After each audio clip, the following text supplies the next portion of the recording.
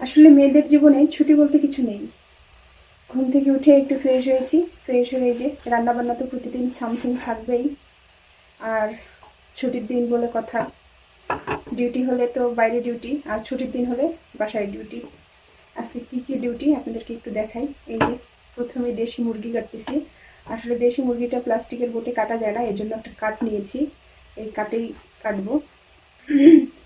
আর duty কী কী duty চলেন একটু দেখাই আপনাদেরকে। প্রথমে রান্না দিয়েই শুরু করি। এখানে হচ্ছে করলার ভাজি করতেছি। করলা কম হয়ে গেছে, আলু বেশি হয়ে গেছে, যাই হোক। করলার ভাজি, এখানে হচ্ছে ডাল, আর এখানে তো এই যে মুরগি প্রসেস করতেছি, এখনো হয়নি রেডি।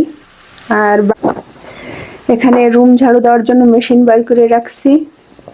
তারপর এখানে দেখাই আপনাদেরকে,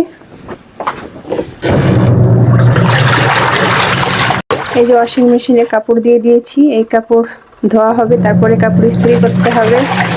হ্যাঁ, এভরিথিং, আরো কত কাজ। এই হলো মেয়েদের ছুটির জীবন।